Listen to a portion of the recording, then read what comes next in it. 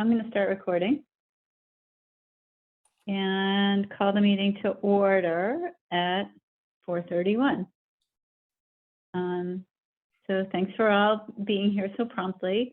The next item on our agenda is to accept the agenda. Now, it being a special meeting agenda, we really can't make any amendments anyway. This is the last time that we will have that. Next week, we will be beginning our regular meeting schedule. So I'll entertain a motion to accept the agenda, please. So moved. Thanks, Ruth. A second. Second. Okay. Thanks, Glenn. All in favor, raise your hands. Aye. Are there any opposed? And seeing none, that motion carries. And the next agenda item is to approve last week's minutes. Thank you, Patricia, for getting those out. Has everyone had a chance to review the minutes? And are any amendments necessary? And if not, I'll entertain a motion to approve those minutes. I'll second. Well, Joe can first and Craig can second. And all in favor, please raise your hand. Aye. And any opposed? And seeing none, that motion carries as well. The next item on the agenda is public comment. There are no members of the public here in attendance today. So we will move right into the meat and the potatoes of this meeting. The first item under old business is our focus group planning. I don't know if any of you have had an opportunity to peek into our file and see how the focus groups are coming along. It's a little slow, to be honest. Ruth, have you had any responses to your, okay. Yes, actually, I've lots. I've got 8 people so far coming. Everybody's that's great. Excellent. Yeah, a lot of people are very pleased to have been asked, and I'll just have to remind some of the others who I haven't heard from, but that's 8 out of 12 or something. So I think that's pretty good. Yeah. But Connie, I'm just concerned about the technology again. So I've told everybody, once we get closer, I'll pass them the link. So you will somehow work that out. I will. So we're going to Okay. use 2 different accounts because I have an account, but I can only set up 1 meeting at one time. So we'll need to use a town account for the second meeting, but we can Okay. definitely have concurrent meetings going, and we can support 10 people in a room with no problem at all. So Terrific. Yeah. Well, I'm yeah. pleased with the response I got. So Yeah, that's great. yeah. That is terrific. Joe, do you want to report on Yeah, the outreach? I can do that. But first of all, I'd like to respond to Ruth's comment about the technology, because that brings up a question that I had about the technology now. I was asked by someone at Templeton Farms, the administrator, Brenda Crosley, about the login information on the technology. So here's my question. If any of the residents at Templeton Farms are interested in going to the focus groups, is there a way that they can register? She was asking about what she called the login information. So if anybody there is interested, can they register for it and then afterwards be sent a link?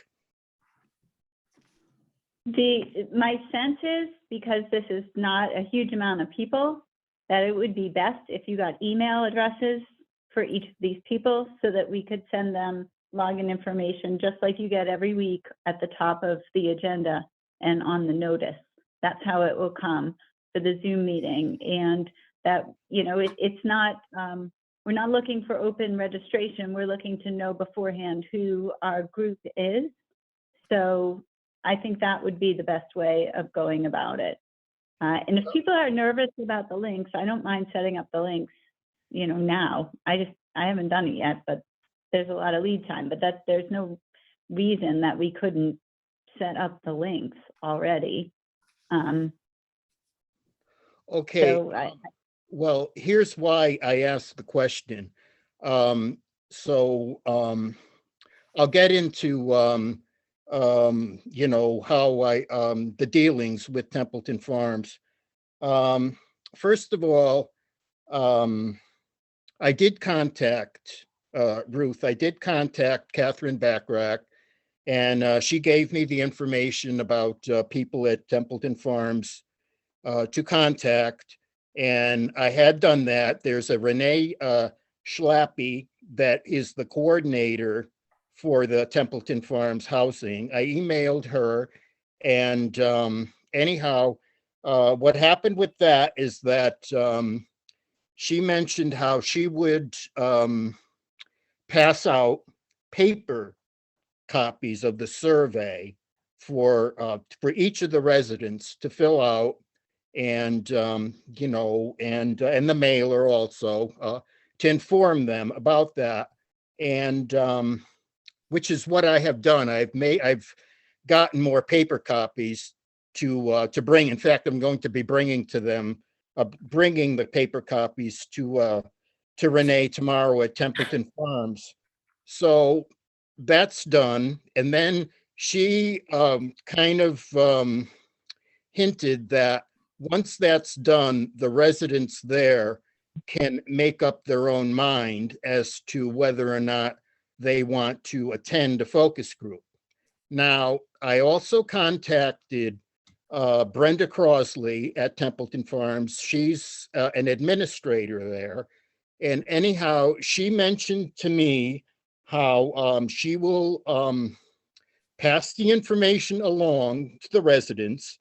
I believe there's 27 units at Templeton Farms. She will pass along the information along with the login information, which brings me to the question that I asked earlier about share. She said she would share login information with them in the event that they wanted to register for this. And right, so the reason I being, don't, the reason that she said, Connie, is that overall, the residents there do not use internet services that much. They're, for whatever reason, maybe their lack of familiarity with it, but she said internet services generally are not used at Templeton Farms. So that said, that's what I've so far, how far I've gotten with trying to get together a focus group. Now, for Catherine Backrack herself, she's going to be going to the focus groups at 10 a.m.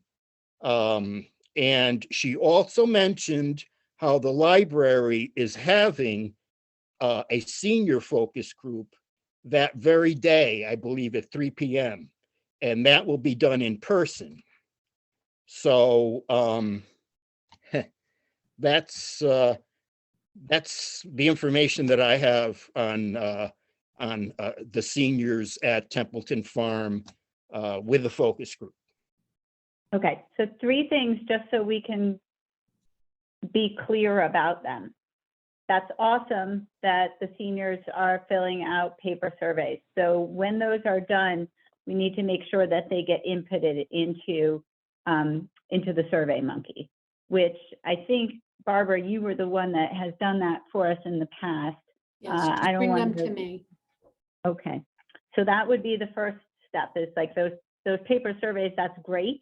And we do need to find a way of making sure that that information is recorded the way that the rest of our data is collected, so we don't lose it. The second thing is, with respect to passing along the Zoom registration, we don't want that. We want to know who's attending our focus group. So I think the third thing is really for us to consider whether or not we might want to do a special potentially in-person focus group just for seniors. But what we definitely don't want to do if we're going to do a virtual one is just pass around the link and see who shows up. We want to know that we've got focus group participants ahead of time. Not really as, important that we know exactly who they are, the way that it might be nice for Ruth or for our chamber group, to know who's coming, but just because it's important for us to know that we have a group coming and not just leave it to the winds to, just see if maybe we might have 3 people or 20 people so that we can prepare. So. Well, wouldn't, if you had a registration set up, wouldn't that allow you to know how many people would be going?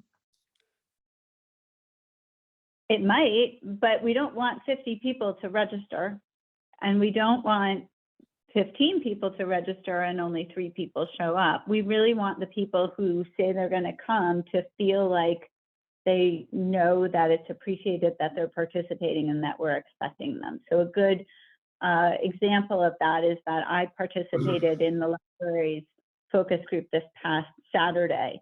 And I received maybe 4 emails from Sarah about it, like reminding me, like, we're having the group, we really hope that you'll be there. And so, that was a way for me to feel like my input was really valued and that, it was an added impetus for me to actually show up on Saturday, which I think is a big consideration for these. But I think that like the idea that tech is a barrier also is probably not solved by the idea of a registration, because many people might think if they registered that, they've done what they needed to do and not be, then maybe not sign in or not have the right,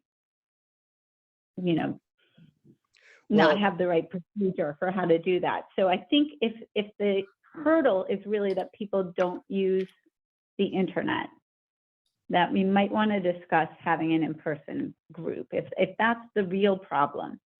Yeah, well, the reason why I mention it, Connie, is because Brenda did add to the email saying that be aware that our residents do not use the internet that much. It's not a question of the connectivity and that kind of stuff. It's just that they don't use the technology. I want to hear from other people, but I also just want to remind us all that we do have Catherine Bachrach participating in the social services group. And that was the reason that we wanted to have her so badly on that group, is because we wanted her to be able to give us some supplemental information about the needs of seniors who might be in the Templeton Farms housing. But that one of the groups that we thought was kind of missing was maybe senior citizens who, are, do not have the needs for supportive housing or for, different social services, but are just older residents who are living in our community. And we don't have that population either. So I kind of want to hear what everyone else has to say about this issue. Well, one thing, like I mentioned before, is the library that Saturday is having a focus group for seniors. So, maybe some information. I honestly don't know, but anyhow, that is going to be going on the same day as the committee focus group.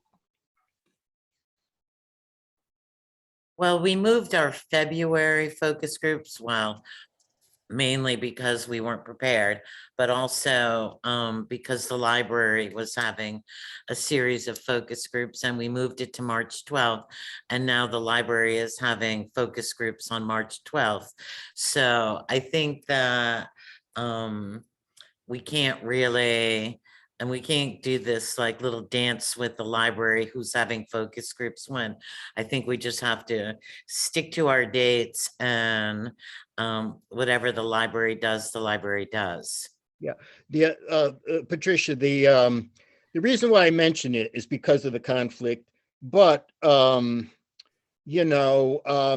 it's I believe the focus groups that they had to be rearranged anyhow. So as to how it ended up on the same day as the committees, the ARPA committee's focus group, who knew? But anyway, yeah, they're Just so combine far. them? Pardon? Could we just combine them Yeah. rather That could be done, I suppose. than No, worrying we about? can't do that with the library. We can't do that. I'm gonna just, I mean, we could wait a week for the answer, but I know the answer is no, because that's not what the library wants to know. What we want to know is not what the library wants to know. I just know that, having participated in the one last Saturday. So we cannot combine those two groups. We can combine the seniors with our other resident groups, but we still need more people to participate in What does that. the library want to know, just out of curiosity? The library is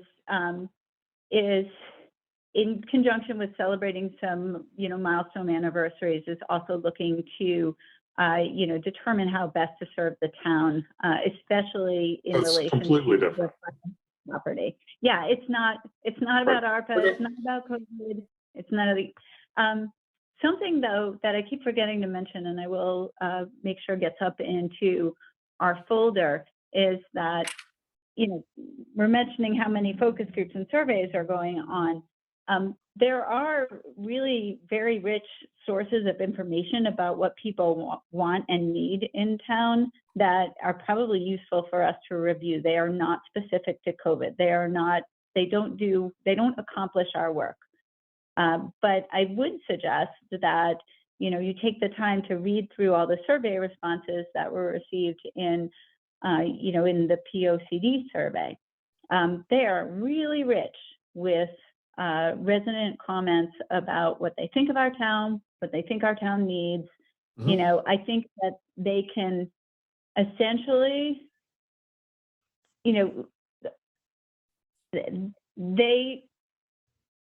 because we have those, we really don't have to ask the questions about that in our focus groups. It really gives us the freedom to stick strictly to what was the impact that you felt from COVID. Okay, can you drop those in the Google Drive when you see stuff? Yeah, you think is good? Mhm. I would suggest on the seniors, just Templeton is such a small part of the senior group here. And they are, as Joe said, they probably aren't computer literate, but there's a whole bunch of other seniors out there. As you said, huge population of seniors, and that maybe should just the paper survey is good for Templeton, and then do a focus group for seniors who can manipulate and get out there. I think that sounds good. There are a ton of senior citizens living in Me Kent who included. don't, who are not at Templeton and who are. Very um, active, and I know from some other committees I'm on that I have many seniors in the group that are very fluent in Zoom meetings. So and I very think- active and aware of what's going on. And I think that would be helpful. Well, actually, the survey response, almost 50% of the survey response was from people 65 and over. Right. Yeah. So they we have just already been need inputted. people. We need people who are residents to be part of that focus group. Mhm. Sure. So if we think about our 10 o'clock slot, we've got residents and we've got social services in that 10 o'clock slot. Social services we're pretty good on. We need more residents. I think we have 3 or 4. Yeah, we have 5, and then a 6th has indicated interest to me. So we just need a few more good people who are willing to talk about their experience, who are residents of town. How goes it with, well, let's see, I mean, I guess I can tell you, I went to the Chamber of Commerce meeting, and, you know, they are making some progress, but I don't have any names yet still of, you know, different retail and restaurant and service hospitality people who will be in our March 15th group. And the nonprofits are similarly not really built out yet. So I think that that's really, you know, again, I'm kind of, Patricia, I think you're right that we were not ready, but I'm kind of glad we have such a long horizon on this, because getting the list of participants is really a little harder than we might have expected.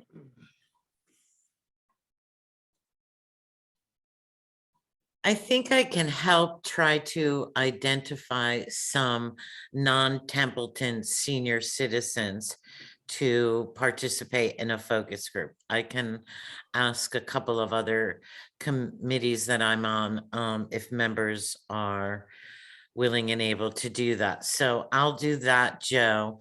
And if I get any yeses, I'll put them in the Google Drive and send a list to other people. In the retail one, a friend of mine went for a manicure at that I think it's Lori's Salon in the plaza with IGA. And the owner of that salon would love to participate in the focus groups. So she's going to send me her information and I'll pass that along as well. And that's someone who probably did have a huge reduction in business as a result of COVID, I would imagine. Okay. Okay. And then I guess, Craig, did you figure out anything new or different on the new people to town front? Nothing new on the new people to town front. So with KCS, we're set up a week from today at 5:30. They have a PTO meeting, which I'll participate in. I've got again, I'm primarily going to let them speak with a little prompt, and then I got a series of questions for them too, if that's not enough. Great. And one of the things, as I put down the questions, thinking about what was important and doing a little research on the impact of academics. So, Glenn, the privates I had sent you that email. The private schools stayed open. Yeah, I just read your email here.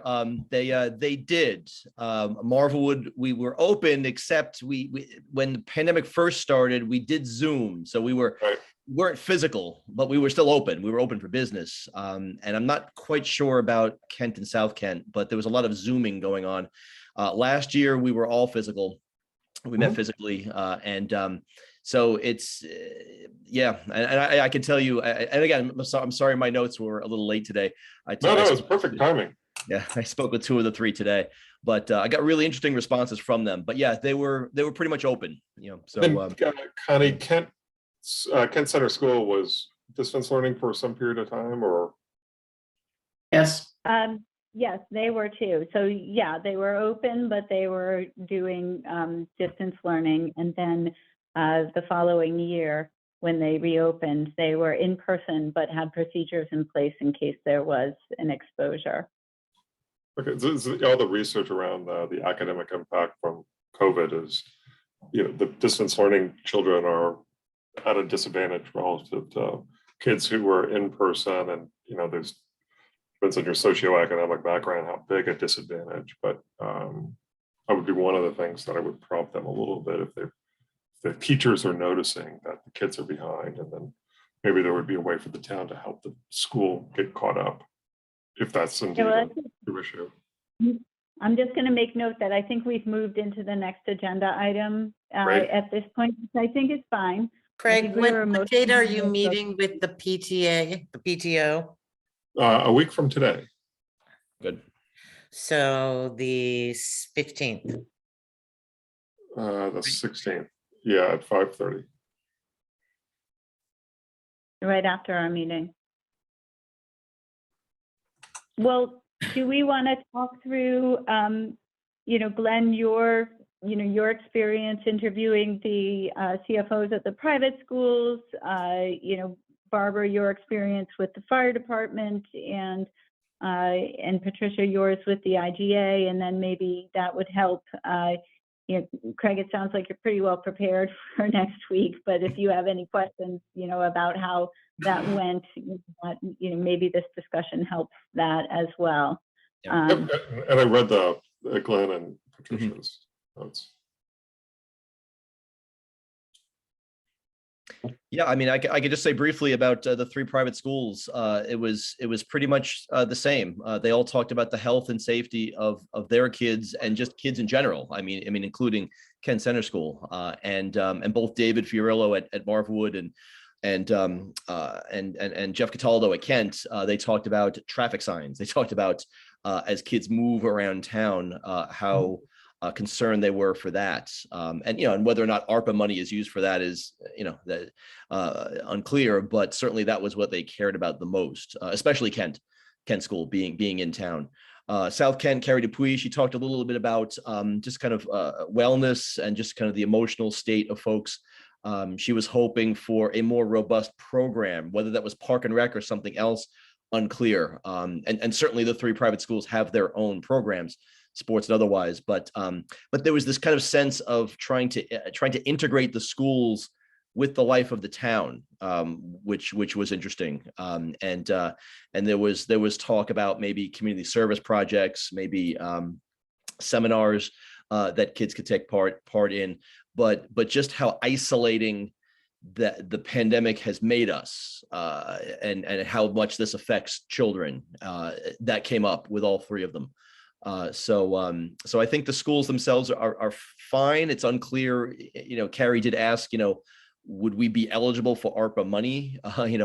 Unclear, but certainly they talked about the health and safety of the kids, and that's paramount. So Did since you get every any school, go ahead. about mental health needs? Did you get any, I'm interested in what, Craig brought up about,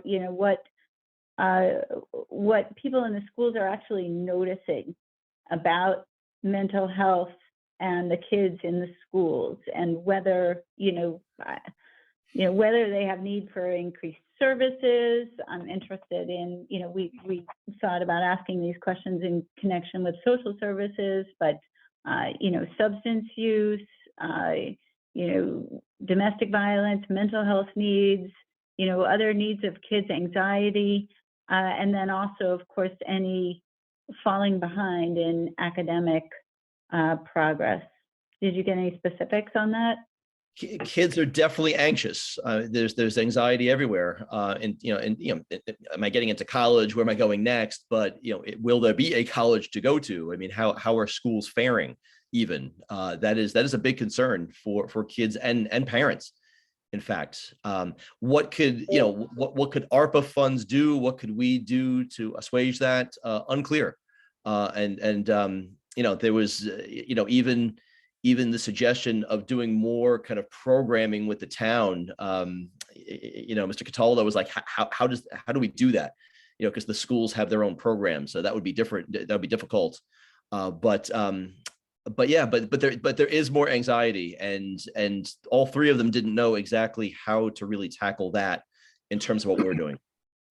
And since all 3 schools brought up the traffic safety issues in the town, is there anything very specific, like we need to have a crosswalk at an intersection, or is it? I mean, it's worth knowing.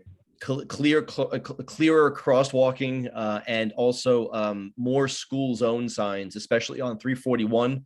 If we're allowed to do that, I think that's a town road, but there is school zone signs for Kent Center School, but not so much for Kent School. So I think Jeff was concerned about the bridge in particular, and it was kind of a case of all of my subcommittees coming together, because I'm also on noise and traffic. So we've been talking about what we're going to do moving forward with noise and traffic in town, especially with the streetscape project happening this year. And even the Swift House, and even the Swift House project. Jeff was interested in having kids help out with Swift, which is slightly different. So it was a really good exercise to talk to them, because there were a lot of ideas that were certainly ARPA related, but then even elsewhere out there. So it's always good to talk to people.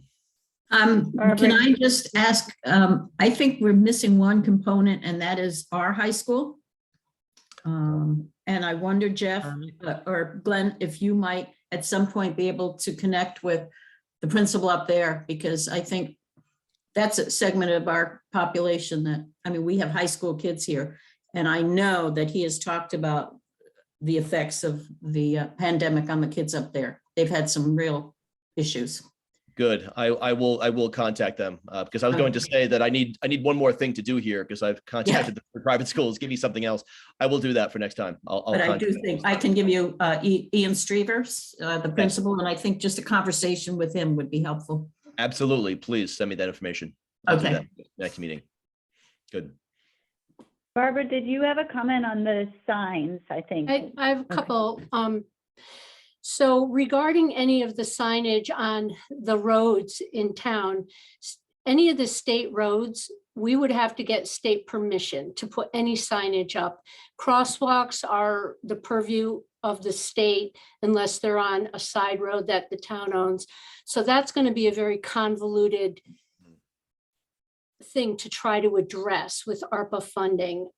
One of the things that I think might be helpful when we're talking to other people is to ask them first how COVID and the pandemic has affected them, then follow up and ask a question directly. How do you see the ARPA funding addressing those needs or concerns, so that we're not left with a bunch of ideas up in the sky that we need to try and pull down? We need to get them to say how they think this ARPA funding could address those concerns.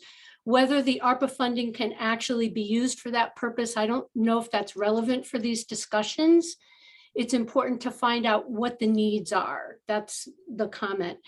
Another comment I have is one of the mechanisms that we can provide when it comes to the recommendation to the Board of Selectmen are these erase grants. And I put up a lot of information in our shared Dropbox about that, because there's been another community that has been lauded statewide for creating this program, and they're using it as a pilot program, and they're telling all of us that it's a great program, and if we want to copy it, that's a great thing to do.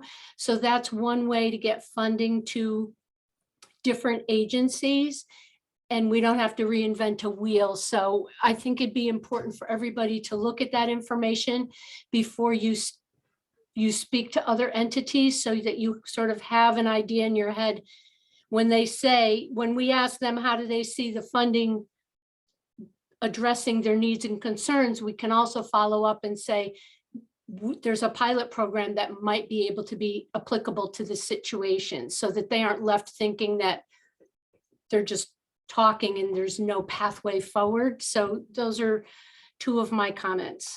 So what is the pilot program name again? And It's called Erase Grants, and it is in our Erase? shared drive. Erase so grants? this Erase a Grants. topic that they covered in that CCM webinar that that was last week, and Barbara shared around the link to that webinar recording, and the slides are already also in our drive. But so ERASE is an acronym.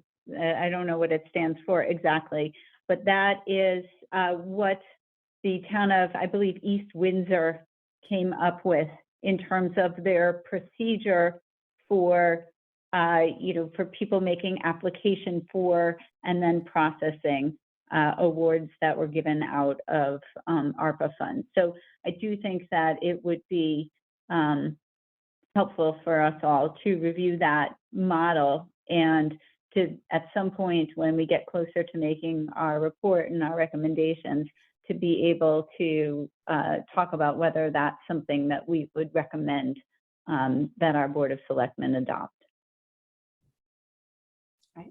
I'd like to say, hey, Barbara, that's a very good point you just made about all of that, because I think certainly talking with Marvelwood, I mean, I know very clearly how the pandemic has affected us, because I've had to raise money for technology, for additional Zoom capability for our students, and so much of the pandemic, at least with Marvelwood, has been addressed in-house. So I know that in my conversations with my CFO, it was, I mean, that was just the only thing that came up in his head was crosswalks. And we both talked about maybe we can't do that. Maybe that's not ARPA funding. Maybe that's a state issue. So point well taken, actually. Thank you. Welcome. Can I ask a different question, Barbara, which is just every time I look at what the town can spend the money on, I notice it's, make up any shortfall of tax revenue. So just so I know, and did we have a shortfall in tax revenue? Oh, okay. But it's interesting, you should look at the webinar. But Yeah, I what did we look at, found I out did, I looked is at the that webinar and the Q&A, but I didn't listen to the whole. There is a whether provision. you have a shortfall does not matter if you want to apply a certain amount of That's those right. funds. There's a provision in the final rule that allows municipalities, small ones, to take up, I think it's up to $1 million $1 million, yep. without applying the formula. Right. I am not going to support that in any way. I want to see this money go out to our community and not be used by the town proper, the administration here. The intent of the money is to alleviate the economic harm in your community. And that's where I'm totally coming from. But anyway. One of the things that was in the Q&A was that, the money can be used for educational purposes with, seemingly pretty broadly. So if it can center school and the high school, generally the academic lag from this COVID has been math, science, and reading. And so if it was particularly math, the town would be allowed to say, hey, we'll set up an after-school math program, and we could, the town would be able to fund something like that if we knew there was a specific need. That's true, but I also want to point out that the schools got their own buckets of money to address these things. Yep. So it's really important to see what they're doing with their money before we decide that we want to recommend this money for those purposes. Yeah, I Again, think that's something that, Craig, you'll probably find out more about when you have your meeting, is you can say, what other COVID-related assistance was available to you or is available to you? What is that being spent on? And are there additional needs? So I think we'll find out those things. But I'd love to hear more about the IGA and the fire department meetings.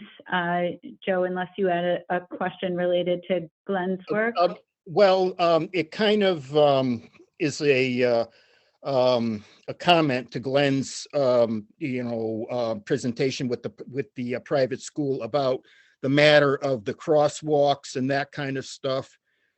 To my purview, that situation is more of a matter for the planning and zoning in their POCD plan, because they take care of infrastructure, that kind of stuff. And I would think that a situation like that would go more in that area rather than the ARPA committee.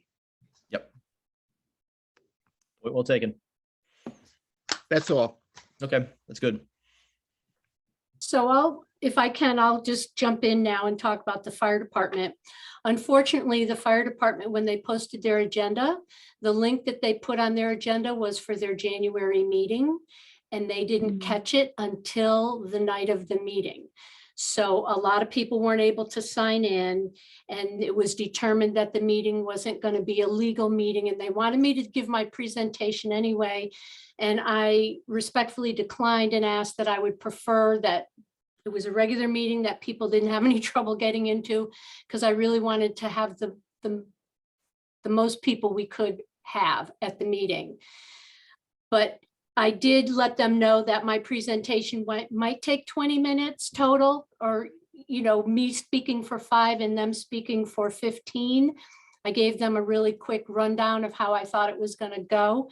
I did ask both the fire chief and the ambulance chief to prepare statements about how their different pieces of the fire department were affected globally. And I hoped that that would get the conversation started, and then I could get some input from the individual members. And again, I'm going to wrap up my ending with what needs or shortfalls created by the pandemic have you witnessed in the Kent community? And how do you see that the ARPA funding can address those needs and concerns? So I really am going to try to funnel the information down to that last question. But I did, in our discussion today, realize that I didn't address the mental health piece. So I am going to add that into my sort of block of questions and thoughts for them to think about, to expand upon. I wonder if when we talk about mental health, we shouldn't say mental health, because that might make people think bad things. Maybe we say like well-being, emotional well-being. I don't know. Every time we talk about mental health, I think particularly at a PTA or even in the fire department, there could be some, no, I don't have any mental health issues, or my kid doesn't have any mental health issues, and have an automatic bad reaction to that term. So I wonder if we could think about a term that people might not have that reaction to. I actually think the term mental health was developed as a way to incorporate it as health. It's just part of life. Right, yeah. It's like taking care of use, your mental health is like taking care Right. of your weight or something. It's not derogatory at all. it's been used at the high school constantly as far as, and the Youth Service Bureau, I mean, they've all talked about the consequences of the pandemic. And I don't know on if that's mental the health. purview of our committee. So like, So here's what I'm hearing. And I think, Patricia, it's a valid point. I think that maybe just saying mental health might even be too jargony. And I don't think that there would be anything wrong with us illustrating what we might mean. So, if we say, what was the impact on mental health? And then we say something like, anxiety or sleep disturbance or loneliness or, depression or, substance abuse or just increased substance use or, I think that there are probably feelings that many people can relate to that if we use a couple of examples might help and might take away from like this label, oh, that's mental health, that's some catch-all phrase for, some very, significant things that I might have experienced, whether or not I think they're things for therapy or, tragic or not, or whether I think they might be normal, but, as you said, Craig, still requiring care, quite normal, but requiring care. I think that's a good point, but I also think it depends on who you're talking to. Because I think, as Ruth pointed out, if you talk to anybody in any of the school systems, they understand what mental health is. And we wouldn't have to explain it or give it some broader definition or swath. But maybe if we're talking to these groups of seniors, maybe they wouldn't, because that isn't part of their lexicon of their normal usage. So I could see where that would be useful in certain groups. Absolutely. And the term wellness, I think, is being used more and more, especially with the younger generation. I mean, I know at our school, we are using wellness more than mental health. But yeah, I see everyone's point of view here, actually. So just to wrap up the fire department, they ended up rescheduling the meeting. So it's going to be next Tuesday. And we'll do it again. Except the good news was it gave me a lot of time to write a 3-page preparation. So I'm really ready now. Great, thanks. And Patricia, do you want to talk about the IGA? Thank you for your write-up. My pleasure. So I had a nice conversation with Gary Davis, and we talked about, as I mentioned last week, 3 basic areas of interest, how it affected their revenue, their staffing, and the general operations. Revenue, oddly enough, was not harmed. In fact, COVID helped the revenue of IGA. People who would shop would take a drive down to Brookfield and go to Costco for cheaper goods weren't doing that anymore. And people weren't traveling to the big supermarkets. And even the ones that did curbside pickup, IGA felt that people felt safer getting their food at a community grocery store. So they actually saw an increase in revenue. They did about 20 to 30 curbside shoppings per day during the heyday of COVID, which means they had their staffers going around with their lists on iPads, doing all the shopping for people, packaging them up and bringing them outside. So revenue didn't suffer during COVID. And they didn't have huge expenses, operational expenses. They did put up the plexiglass barriers around the cash wrap. They did more regular deep cleaning. At one point, someone in the deli department got COVID, so they had to do a complete emptying of the deli department and a deep cleaning and a restocking of food. And they did the markings on the floor for people to follow for social distancing, and they purchased masks for employees and staff. Those were not significant expenses. The significant expenses for them was in staffing. They did lose some staff.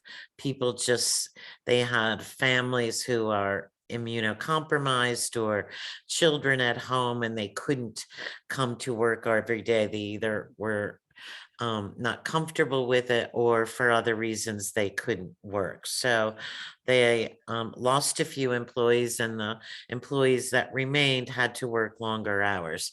Also, the supply chain issues mean that sometimes they get a truckload of food delivered at 9 o'clock at night, and they have to have people on staff to be able to unload the food products and take care of it.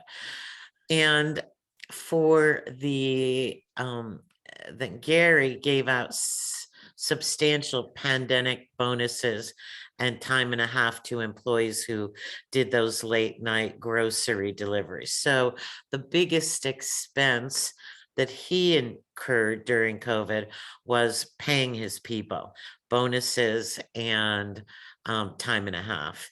And he doesn't feel a need to be reimbursed for that. He feels his employees were really heroic in this COVID thing. He feels quite strongly about that they were in there every day, getting people's groceries for them, bringing them out, loading them in their cars, doing things that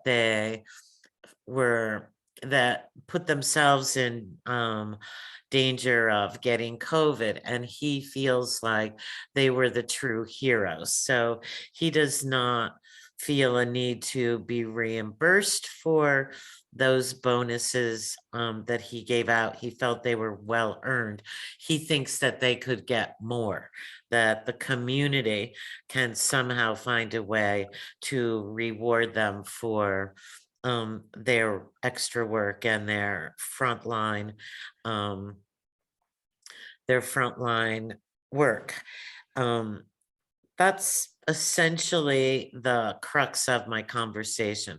In addition to feeling strongly that his staff are heroes, and it was quite heartwarming to hear how much he values his staff members, in particular those that stuck with him during COVID.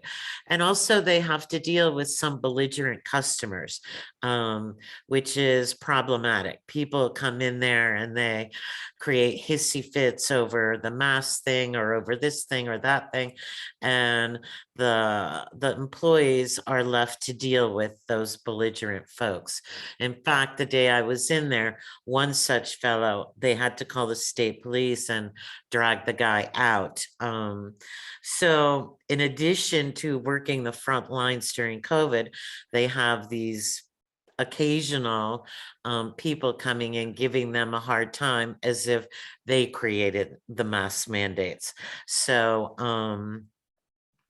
so those are the reasons he feels his staff is are the one of the greatest heroes in Kent of our pandemic experience, and he would love to see them rewarded somehow by the community.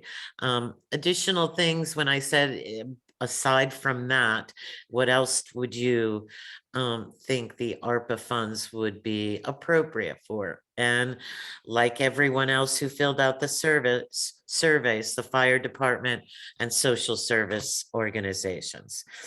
That was it in a nutshell. Patricia, since you're close to Gene, maybe the town could write him a letter that they could put on that. But it sounds like he had extra revenues that covered his extra expenses. So yeah, he wasn't looking for anything for himself or for the store. He really was focused on his people. Barbara. You know, maybe, I mean, it brings to mind that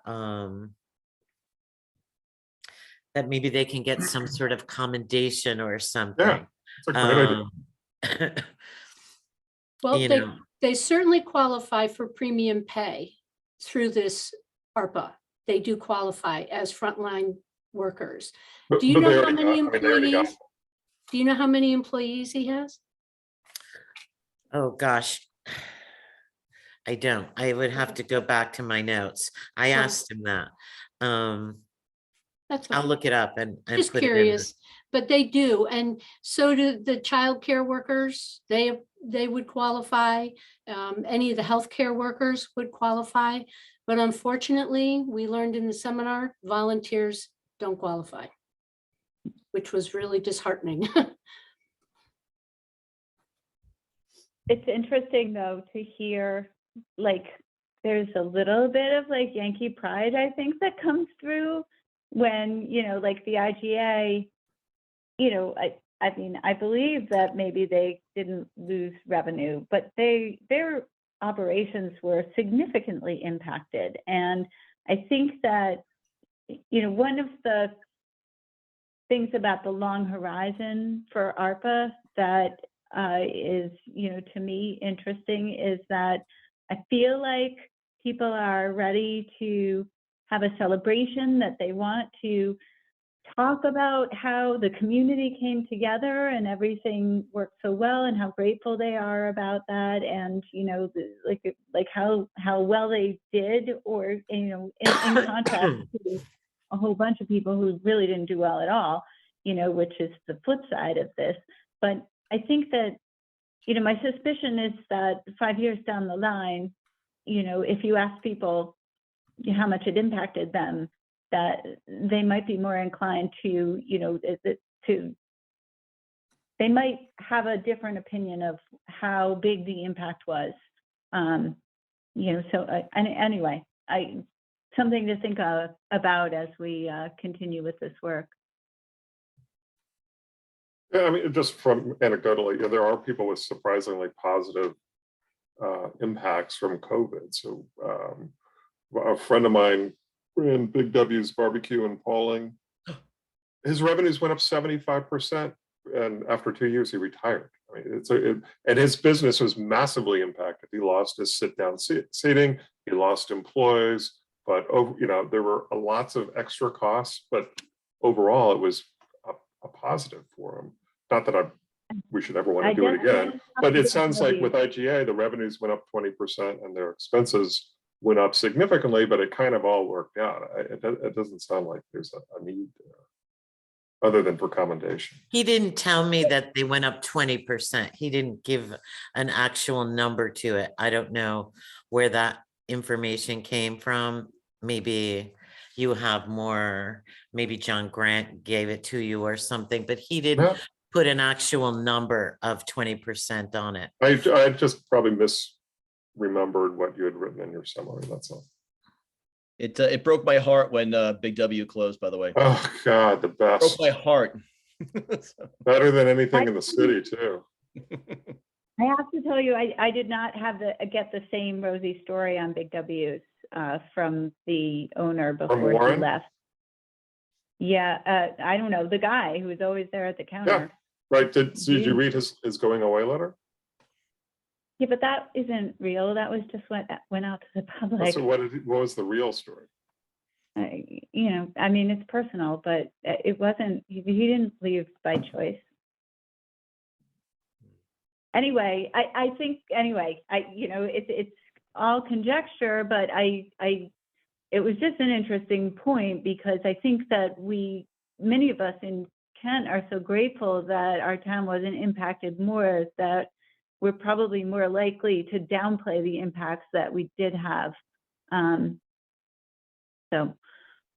Joe, did you have? Yeah, I have to comment on this, on Patricia's report, because one thing in there that disturbed me was this incident that Patricia mentioned about a customer in the store. Because it sounds as if they were creating some kind of a disturbance that Yeah. that made a call to the state police necessary. I mean, I myself, when I have shopped in the IGA, there's a sign outside the door that it's requested that customers wear a mask. That's not a mandate. That is simply a request. I myself, when I have shopped in there, I don't wear a mask. I don't wear a mask in other stores either. So now you said, Patricia, that you actually witnessed this happening. What was this person doing that? Well, that I'm not sure that the details of this are important, but if you sit upstairs in his little office, there was a big commotion going on. Everyone looked out that sort of window that looks over the store.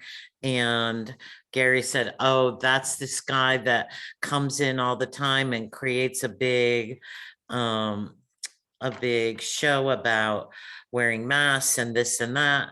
And after the interview was over, I got a text from an employee in the store that said, sorry you had to witness that. We had an unruly customer come in here and we had to call the state cops to remove him. That's as much as I know. Oh, okay. So And Gary said that it was I'm not going to say frequent, but there were occasions when employees, especially during the mask mandate, when they had to be on the receiving end of people who didn't want to wear masks. And they would give them a mask to put on, and they would, so, that's as much as I know about that. But you are aware, though, that there is a sign that requests. Yes, at this point in time, because Governor Lamont reduced that, there is not a mask mandate, but there was a mask mandate. And the guy who was in the store the day I was there is still ranting about those issues. He probably is not a normal person, let's put it that way. Okay, But so yes, they did had to call. so what you're saying then is that there were other things aside from a mask situation going on. I don't know. I just know what they told me. And I don't know why it's so that relevant, really. It is. Well, It's a- it actually is, because it's mentioned in your report, which will be. Yeah, that going into the- employees had to deal with belligerent customers who were against the mask mandate. Yes, that's So true. you're saying specifically that they were called in regard to this person raising God. a fuss over. So They were I think- called to get this guy out of the store the day I was there. The actual reason is unknown to me. Okay, But let's move as a on. result of that, Gary told me that employees throughout COVID have had to deal with members of the public who behave belligerently about masks. Is that clear? Okay, Yeah, I think yes, we're good. the point, and I think that is what we got from your report, Patricia, is that employees at the IGA, and I think this is consistent with what we know about many employees during COVID, that there are a lot of heightened emotions, and all of a sudden employees, which even include people in the schools, have been responsible for enforcement of procedures that wasn't part of their job before. And in many cases, that's uncomfortable. So I would rather not debate the politics of masks. Okay, I'm not debating it, but the thing that sets off red bell, an alarm with me, is the fact that they took it upon themselves to call the state police, and that's mentioned in the report. Are we, That's what disturbs me. I've got to run along. Are we pretty much done or? I think we are. Ruth. I think it's fine if you want to sign up. I think this is the last, part of our discussion tonight. So I suspect that will Okay. be done very. Okay, we'll see you next week. Thank you. Bye, Ruth. Thank you. Bye. Bye, guys. Okay, that said, I needed to say that, because as I say, it disturbed me to read that. Sure. But that has nothing to do with that has to do with how they in the store decided to handle that. So it wasn't me that called the state police. I'm telling you, someone reported to me that they called the state police. So there was other things going on with this particular person. I don't know. I wasn't right there. I don't know what was going on with them. To our work, other than to take notice that, for many employees in stores, for many people working in retail, especially those who had to stay open, who didn't have a choice, that the additional stresses and the additional job responsibilities placed on them included enforcing procedures. That was a new part of their job and was not always something that was easy to do. It's stressful. Exactly. Okay, so it's so dark in my office that I can't see my agenda anymore, but I think Next steps.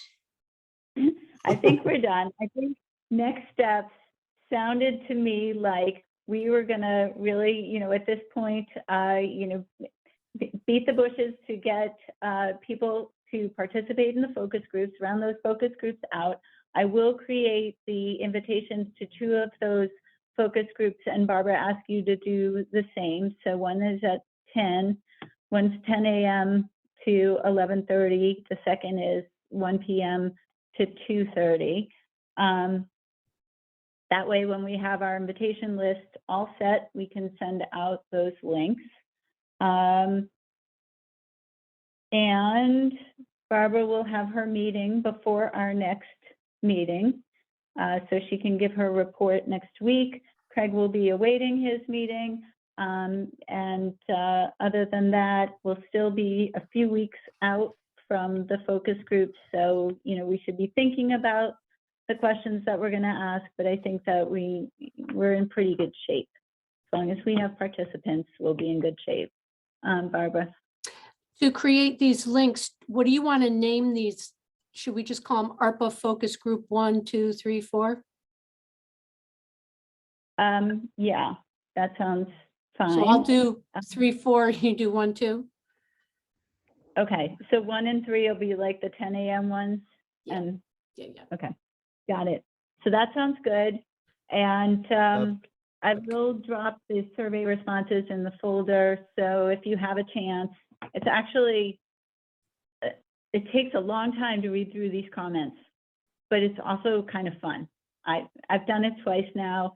And if anyone knows a playwright, I have a really good idea for a play about the town of Kent, focused around POCD comments. And you're talking about the comments in the survey, or because it looked like the survey, it's like. So which- here I'm talking about the backup comments that came to the POCD survey. So POCD, okay, right.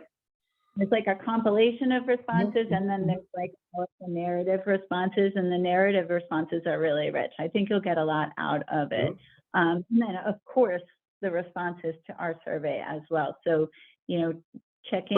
Those have not been so lyrical. And I'll also reach out to Housatonic sooner than later. So I have a feeling that how Housatonic responds to my questions might be more germane to you, Craig. So I'll and what you might find with the PTO. So I'll get that in quickly. So, and if you want to follow up with me, we can do that before you. Okay, meet. and the new movers is have to work on. Great, thank you. All right. Okay. Excellent. Anything else? Nope. Then I am going to stop recording and adjourn this meeting at 5:37 p.m.